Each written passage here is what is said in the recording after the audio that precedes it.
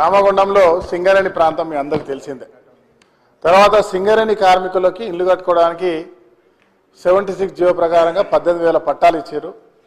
ఇంకా కొన్ని పట్టాలు మిగిలి ఉన్నాయి. అవి మీరు ఇచ్చేది ఉంటే ఇందిరమ్మ ఇల్లు కట్టుకోవడానికి బాగా పనికొస్తుంది అధ్యక్ష. దానిపై ప్రత్యేకమైన దృష్టి సారించి ఈ 2-3 రోజుల్లో దాని నిర్ణయం తీసుకోవాలని కోరుతా ఉన్నా అధ్యక్ష. 900 డబల్ బెడ్రూమ్ ఇల్లు మా దగ్గర కట్టారు అధ్యక్ష.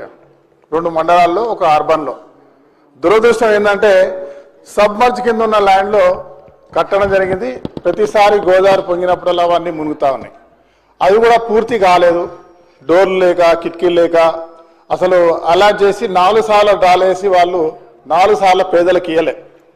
మన ప్రభుత్వం రాగానే ఏ రాజకీయ పార్టీ అని చూడకుండా వారికే మళ్ళీ అవి కేటాయించడం మీ దృష్టికి తీసుకొస్తే దానికి ఒక ప్రత్యేకమైన కొన్ని నిధులు కేటాయించి దాన్ని ఈరోజు రిపేర్ చేస్తూ ఉన్నాం అధ్యక్ష.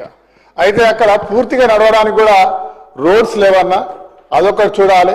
ఇంకొక 150 ఇండ్లకు సంబంధించిన డబల్ బెడ్రూమ్ ఇండ్లు కేవలం పిల్లర్స్ వేసి ఆపేసి ఉన్నారు.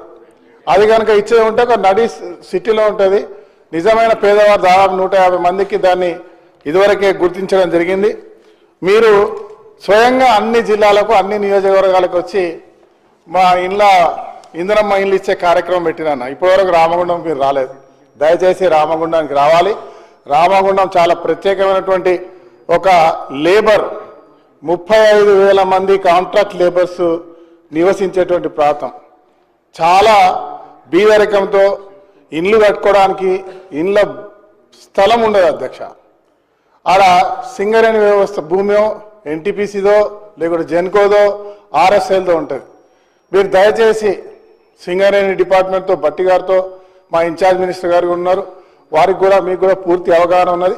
ప్రత్యేకమైన దృష్టి పెట్టి అవి కనుక ఇచ్చేది ఉంటే భవిష్యత్తులో మా ప్రాంతాల్లో ఉన్నటువంటి పేదవాళ్ళందరికీ కూడా చాలా వరకు ఇప్పటివరకు ఎవరు ఆ 10 సంవత్సరాల గత కాలంలో ఏ ఒక్కరికి చిన్న ఇల్లు కాదు కదా, ఉన్నటువంటి ప్రభుత్వంలో సాగు చేసుకున్న భూములు కూడా గుంజుకున్నటువంటి పరిస్థితి ఈరోజు మొన్న చూసాం. అన్ని సడలింపు చేసి వారికి కూడా నిజమైన పేదవారు వారికి కూడా మీరు అవకాశం ఇచ్చేటువంటి ఏర్పాటు చేయగలిగితే బాగుంటుందని చెప్పి తెలియజేస్తూ, తప్పకుండా మా నియోజకవర్గానికి వచ్చి మా ప్రాంతంలో ఉన్న సమస్యలు పరిష్కరించాలని చెప్పి పెద్దలను కోరుతా ఉన్నాను. ధన్యవాదాలు అధ్యక్ష. Thank you.